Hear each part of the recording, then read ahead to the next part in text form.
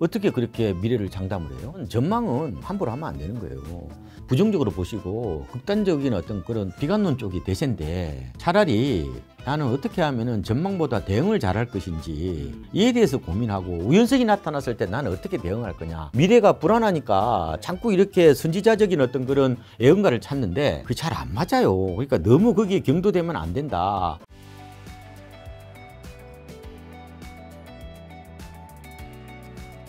최근에 이제 박사님이 박원거 박사의 부동산 심리 수업이라는 책 내셔서 여기서 또 제가 궁금한 좀 몇 가지 질문 드려보려고 하는데요. 많은 사람들이 집값은 뭐 공급이나 정책이 결정한다고 생각하시는 분도 좀 많이 있을 텐데요. 그런 방법으로 주택시장 전망한 건 좀 위험하다고. 잘 안 맞습니다. 아, 진짜요? 최근 들어서 아파트 시장이 투자 상품화되고 혹은 금융 상품화되면서 예기치 않은 어떤 그런 변동성이 나타나고 있다. 이거 제가 옛날에 이제 변동성 쇼크의 일상화라고도 이제 표현을 했는데요. 지금 아파트 시장은 과거 어떤 그런 전통적인 주택 시장하고 완전히 궤도를 달리합니다. 지금은 부동산이 독립된 존재라기보다는 금융시장의 어떤 섹션으로 편입된 것 같은 느낌이 강해요. 큰 위기가 우리나라에서 4번 있었거든요. 91년부터 시작된 200만 원 공급 쇼크가 있었고요. 그 다음에 외환위기가 있었고 글로벌 금융이 있었고 그 다음에 이번에 미국발 고금리 쇼크란 말이에요. 근데 우리가 200만 원 공급 쇼크를 누구나 다 예상해요. 아니 200만 원으로 때렸는데 어떻게 집값이 올라요? 제가 국민의 기준으로 보니까 91년부터 93년까지 3년 동안요. 서울 아파트 값이 한 11% 정도 빠졌더라고요. 근데 저희들 이제 KB 통계하고 실거래가하고 하면은 약간 다른데 보통 3배에서 한 4배 정도는 곱해야 돼요. 그러니까 한 30% 이상 빠졌다고 보면 되는 거죠. 그리고 외환위기 때 우리 예상을 못했죠. 주택시장하고 아무 관계 없는 얘기잖아요. 그다음에 글로벌 금융위기도 주택시장하고 아무 관계 없잖아요. 이번에 미국발 고금리 쇼크도 아무 관계 없는 거예요. 주택시장의 대위기가 4번 왔는데 이 중에서 하나만 공급 문제였고 나머지는 다 주택시장 외부 변수였단 말이에요, 이게. 그래서 어떻게 보면은 공급이 펀더멘탈인 건 맞아요. 중요하긴 하는데 그게 모든 걸 다 결정한다고 생각하면 안 된다고 저는 말씀을 드리고 싶은 거예요. 오히려 이런 돌발 변수, 예측 가능하지 못했던 어떻게 보면 이런 변수 이게 결국은 집값을 모래성처럼 무너뜨리는 어떤 결정적인 요인이다. 그러니까 우리가 미래를 내다볼 때 우연성에 좀 더 겸허해야 된다는 생각이 들고요. 작년에 미국의 기준금리가 그렇게까지 급등할 줄은 연준 위원들도 몰랐어요. 연준 위원들이 보면은 2021년 12월에 얘들이 예상한 거 보면은 0.9% 정도였어요. 실제로 4.5%까지 갔잖아요. 상단으로. 지금이 5.25죠. 그거 예측 못했는데 어떻게 그러면 부동산 전문가가 그걸 미리 알았다? 아니 금융 전문가도 아닌데? 작년에 미국이 그렇게 금리 안 올렸으면 우리나라 주택 가격은 아마 약 보합세 정도 보였을 겁니다. 아무리 버블이 심하더라도요. 주택 내부 요인에 의해서 폭락이 오는 경우는 거의 없어요. 버블은요. 그렇게 누군가는 완전히 외부에 쇼크를 줘야 돼요. 그렇잖아요. 그래서 이런 겁니다. 어떤 분은 이런 얘기도 하더라고요. 지금 그러면은 주택시장 사이클이 보통 5년 정도 보거든요. 제가 고점이 언제라고 그랬어요? 2021년 10월이라고 말씀드렸잖아요. 그러면 통밥으로 보면은 뭐 2026년 뭐 한 10월 정도나 뭐 조금 땡겨줄 수 있잖아요. 지금 이번에 공급을 안 하잖아요. 그 회복이 좀 빨라질 수 있단 말이에요. 누구나도 예상하는 거 아니에요? 2025년 정도 되면 집값 시장이, 주택 시장이 어느 정도 좋아질 거라는 건 다 아는 거 아니에요, 그거는? 근데 문제는 그때 그러면 극단적으로 중국이 대만 침공하면 어떡할 건데? 어떻게 그렇게 미래를 장담을 해요? 미래는 전망은 함부로 하면 안 되는 거예요.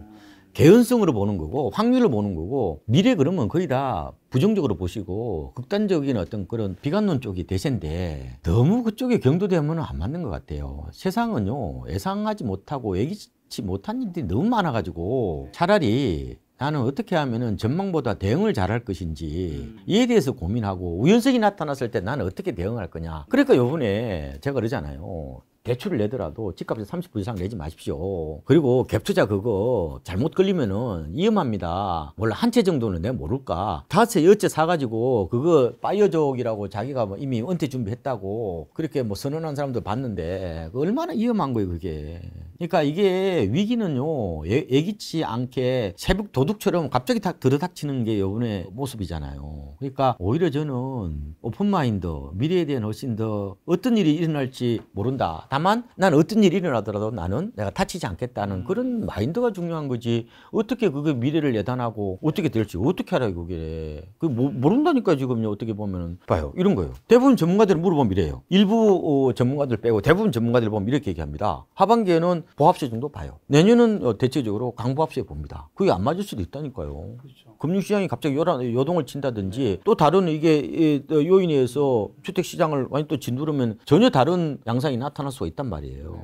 과연 그러면은 올 하반기에 나타날지 내년에 나타날지 아니면 2024년 5년에 나타날지 이거 어떻게 알아요 이거를요. 미래가 불안하니까 자꾸 이렇게 선지자적인 어떤 그런 예언가를 찾는데 그게 잘 안 맞아요. 그러니까 너무 거기에 경도되면 안 된다 이런 말씀을 좀 꼭 드리고 싶은 거예요. 지금 이제 전망에 대한 얘기해 주셔서 그러면 전문가의 경제 예측을 경계할 것을 강조한 이유가 뭔지 여쭤보고 싶은데 사실 이런 영상을 보는 거는 전문가가 그래도 우리보다 확률이 높다 생각하기 때문에 그 이야기를 듣는 거잖아요. 아니 물론 그걸 저도 찾고 싶어요. 근데 지금까지 저도 부동산에 30년 있어 봤지만 그걸 맞는 경우가 거의 없더라니까요. 그걸 이제 이 전망의 무리짓기라고 그래요. 비슷하게 얘기를 합니다. 의사결정은요 다수 쪽에 더 초점을 맞추는 게 좋아요. 그런데 리스크 관리는 소수설에 맞추는 게 좋아요. 결국은 문제인데 지금은 이래저래 보더라도 불안불안하단 말이에요. 전반적으로. 이게 과거에 2008년, 2012년에 그때 강한 WDB 나타났던 그때보다도 지금은 그 시환경이 더 안 좋아요.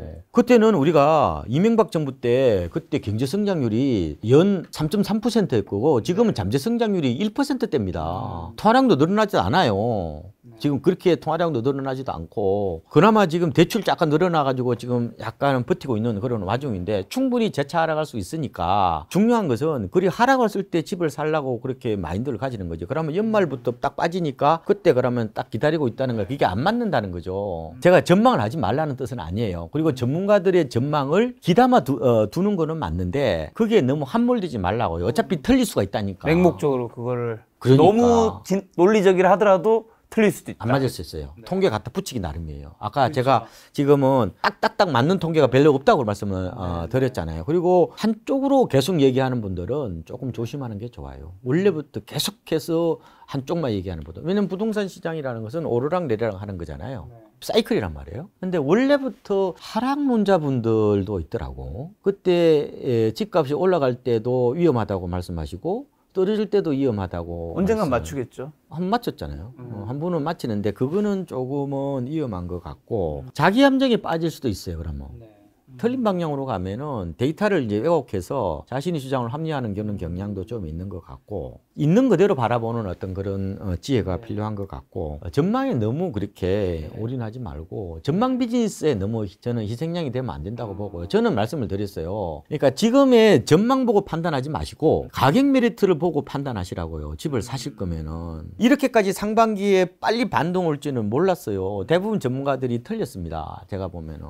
지난번에 와서 제가 한번 올해 실거래가는 플러스 날 가능성이 있다고 말씀을 드렸고 표본 통계는 연간으로 보면은 상승하기가 조금은 여의치 않다고 말씀을 드린 것도 그 얘기죠. 표본 통계를 갖고 얘기하는 분들은 집값이 더 빠진다고 맞는 거고 실거래가고 얘기하는 분들은 바닥을 이미 찍고 올라가고 있는 거고 그건 여러 가지 생각하고 해석하는 방식에 따라 다 다르기 때문에 제가 전문가 얘기 어떻게 보면은 다 서로 다 다른 얘기하고 있는 그 얘기를 듣지 마시고 같은 집값이라도 아파트 값이 있고 빌라 값이 있고 단독주택 값이 있단 말이에요. 같은 부동산을 얘기하더라도 토지가 있고 아파트가 있고 상가가 있고 다 다른 얘기예요. 근데 우리는 대체적으로 생각을 하는 집값이 올라가고 내려가는 거는 거의 다 뭘 보고 얘기하는 거예요? 아파트를 보고 얘기하는 건데 주택 가격으로 하면 앞으로 더 빠져야죠. 그런 측면에서 서로 다른 얘기를 하기 때문에 제가 드리고 싶은 거는 전문가들의 얘기는 그냥 전체 그런 경향성이구나. 그럼 집값이 그렇게 오르지는 못하겠구나. 뭐 이런 정도만 좀 받아들이시고 그런 위험 요인들이 충분히 있겠구나 이 정도를 받아들이는 거고 나머지는요 제가 드리는 아까 세 가지 그 장바닥 시세 그걸 보고 의사결정을 하시라고요. 2층가 이상 대단지 랜드마크 아파트 부동산원의 아파트 실거래가 세 번째로는 KB선도 50지수 요거 정도 보시고 저는 의사결정을 내리시면 될 것 같고 자꾸 지금 언제 사요라고 얘기하는 건데 그거보다는 지금 사도 관계없고 만약에 더 떨어지도 관계없는데 그 기준을 정해놓으면 되잖아요. 가령 나는 고점 대비해서 적어도 서울은 마이너스 20% 이상 떨어진 거 내가 고점 대비 사겠다라고 생각하면은 충분히 의사결정을 할 수 있는 거죠. 그런 측면에서 저는 말씀을 드리고 전망 믿고 있다가 이번에 약간 뒤통수 맞은 실수요자도 생각보다 많을 겁니다.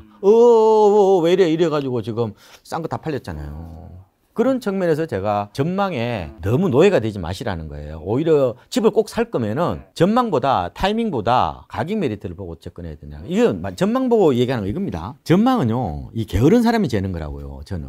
마치 있잖아요. 감나무 밑에서 아 하고 벌리고 있는 거죠. 감이 떨어지기를. 만약에 틀리면 어떡할 건데. 그거보다 부지런한 사람은 전망만 재지 않습니다. 온 동네 감나무 밑을 다 뒤져가지고 성한 게 있는지 구분하는 거죠. 왜냐? 지금 집 사라고 그러면요, 애매합니다. 완전히 계륵 같아, 지금. 집값이 싼 게 다 팔려가지고. 왜 그때 왜 안 샀어요, 그러면?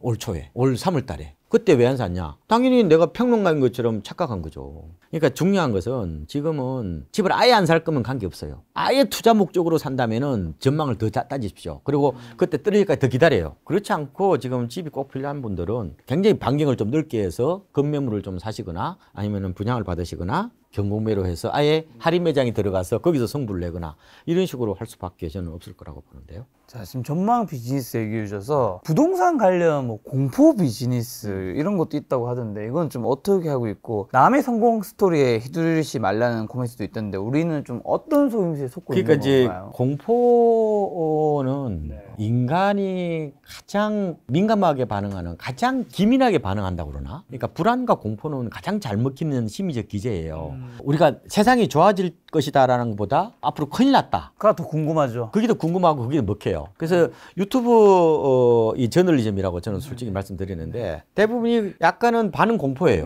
맞습니다. 일단은 그게 이제 조회수하고 맞물려 있기 때문에 이제 그런 건데 일종의 우리가 내용을 잘 모르면요. 우리도 모르게 그게 너무 쉽게 빠져요. 원래는 인간이 이 공포에 굉장히 예민하게 반응하는데 이 자본주의하고 결합이 되면요. 이 공포 비즈니스가 되는 거예요. 하나의 유망한 비즈니스가 될 수가 있다는 거예요. 저는 최근에 그걸 봤는데 미국이 이제 국가부도가 난다 이거야. 네, 6월에 큰일 났다 이거야 이제. 부채 한도 협상. 이 큰일 났다 이거 이제 우리 글로벌 대금융위기가 온다 이거야. 뭐 그렇게 많이 얘기하시더라고. 근데 막상 그거는 대통령하고 하원 의장인가요? 두 분이서 뭐 부채 그 협상 그 하니까 해프닝으로 끝났잖아요. 그러니까 우리가 뭐냐면은 이게 미국 국가부도하고 이게 신흥국가 국가부도하고 이게 잘 모르면 이게 이게 같이 생각하는 거예요. 잘못하면 휘둘릴 수 있는 어떤 그런 측면도 있는데 물론 미래를 대비하는 것은 맞죠. 대비하는 건 맞지만 너무 거기 저는 공포 비즈니스에 저는 희생양이 돼서는 안 된다 이런 말씀을 드리는 거고 그리고 이제 너무 젊은 분들이 극단론에 빠져 있는 것 같은 느낌이 들어요. 대체적으로 내 시각으로 세상을 바라보거든요. 그러니까 삶이 팍팍하니까 충분히 이해는 돼요. 근데 그렇다고 하더라도 세상을 바라보는 균형추는 가져야 되고요. 지혜의 눈은 있는 그대로 바라보고 좀 더 객관적으로 바라볼 수 있는 안목을 가지는 게 저는 중요하다고 말씀을 드리는 거고 그런 측면에서 보면은 유튜브를 보시든지 아니면 뭐 신문을 보시든지 할 때에 너무 고지고대로 믿지 말고요. 일단 의심해 보는 것도 좋아요. 그래서 의심은 필수고 믿는 것은 선택이거든요. 그러니까 너무 함몰되지 마시고 여러 얘기를 가지고 내가 스스로 생각의 힘을 기르고 능력을 키우는 게 필요하지 자꾸 그쪽에만 빠져버리면은 내가 믿고 있는 거하고 전혀 다른 이 양상들이 나타나는 거잖아요. 그럼 올 들어가면 서울 아파트가 그러면 상반기에 잠정치수까지 합치면은 그러면 9% 오른 거 도대체 뭐로 할 거예요, 그러면 이거는. 내가 살려는 아파트가 다 올랐는데. 그러면 평론으로 따지면 앞으로 집값이 더 빠지는 게 맞고 또 빠지겠죠, 앞으로 집값이야. 전국 주택 가격은 더 빠질 수밖에 없는 거죠. 특히 하반기에 제가 집값이 크게 소강 국면을 볼 수도 있다는 말씀을 드리는 게 전국 주택 가격은 빌라하고 다세대가 들어가잖아요. 그거는 매매도 안 돼, 전세가 안 되잖아요. 그래서 하반기 들어서는 좀 탄력성이 좀 떨어질 거라고 그러고 그렇게 이제 보는 거고 부동산 시장이 엄청나게 지금 빨리 움직인단 말이에요. 요새 아파트 시세는 단톡방이 결정한다는 얘기를 하고 이 광속의 시대이기 때문에 빨리빨리 따라가는 것도 필요한 것 같아요. 그런데 이게 지금 SNS를 통해서 퍼지는 이런 성공 신화들이 많이 과장돼 있고요. 가장돼 있죠. 그리고 그거는 한 발 늦은 거예요. 그리고 이런 얘기를 제가 드리고 싶은데 그 시장에서요 영웅이 탄생하면은 버블입니다. 우리나라의 이 코스피하고 아파트 실거래가는 불과 고점이 시차가 4개월밖에 안 납니다. 그래서 아파트는 제가 2021년 10월이라고 말씀드렸고 실거래가로 코스피 3,300은 2021년 6월이에요. 4개월밖에 안 차이 났어요. 2021년 6월 즈음에 그 안팎을 해서 예능 프로그램에 주식 전문가들이 많이 나왔어요. 부동산 전문가도 많이 나왔죠. 그때가 거의 고점하고 거의 일치합니다. 그러니까 이제 그걸 보고 이제 배우는 거죠. 이미 늦은 거죠, 그거는. 제가 생각하는 버블 지표는 TV 예능 프로그램에 주식이나 부동산 전문가가 나올 때 저는 버벅이라고 봅니다. 그렇죠. 어떻게 보면 굉장히 어렵고 재미없을 수도 있는 사회적 욕망이 콘텐츠를 극에 달했을 때예요. 예능에서 한다는 자체가 많은 사람이 지금 원하고 있는 거니까. 사회적 욕망이 극에 달했을 때 그때가 버블이고요. 그 영웅을 따라하다가 결국은 동학개미들이 이제 굉장히 힘들어하는 거고 또 아파트도 마찬가지다시피 지금 요번에 하우스푸어보다 더 심한 영끌푸어로 어떻게 보면 힘들어하는 어떤 그런 측면이 있는 거죠. 그래서 항상요 TV 예능 프로그램의 주식 부동산을 다룰 때는 이때는 빠질 때입니다. 절대 들어가면 안 돼요. 그리고 영웅 탄생을 오히려 경계를 해야 되는 거고 반대로요. 지금은 예능 프로그램에서 뭐 이번에 영끌푸어 이거 안 나와요. 2012년에는 나왔거든요. 제가 옛날에 모 방송국에 제가 자기야 프로에 제가 전문가 패널 나갔어요. 그때 주제가 하우스푸어 사태였어요. 예능 프로그램. 이번에는 안 하더라고. 지금은 그 지표는 안 될 것 같고 유튜브에서 세상이 끝날 것처럼 극단론이 팽배했을 때 그때가 아마 유튜브 지표로 저는 말씀을 드리고 그때가 바닥일 수도 있고요. 항상 시장은 비관의 벽을 타고 시세가 오른다는 얘기를 하잖아요. 그것처럼 조금은 멀리 좀 이렇게 너무 가깝게 보면 자꾸 나도 이게 막 동조하니까 조금 멀리 좀 떨어져서 세상을 바라보는 것도 저는 좋은 것 같고 우리 워렌 버핏이 이제 오마하에 살고 있잖아요. 그분이 월가에서 비행기로 한 3시간 정도 떨어져 있단 말이에요. 그러니까 월가의 소음 있잖아요. 그 잡음으로부터 어느 정도 거리두기를 하기 위해서는 거예요. 그래서 그것도 마찬가지입니다. 그러니까 진짜 냉정하게 옆 사람들이 막 못 사서 막 어떻게 보면 그 패닉 바잉할 때 그때는 좀 조심스러워해야 된다는 건 그거는 다 아는데 그거보다 중요한 거는 이 사람 돈 벌었다 그러니까 이때 아니면 영원히 못 살 것 같은 그런 막 조급함 이런 불안감 이게 팽배했을 때에 보통 TV 예능 프로그램에 부동산이나 주식 전문가가 나온다니까요. 그때는 절대로 근처에 가시면 안 돼요. 영웅 탄생을 경계하라. 시장에서 영웅이 나타나면은 이거는 버블인갑다. 하락기 때는 영웅이 안 나오거든요. 물론 레스모아 같은 사람들은 공매도 해가지고 뭐 영웅이 됐긴 했지만 공매도 쳐가지고 돈 벌었다는 사람은 거의 없잖아요.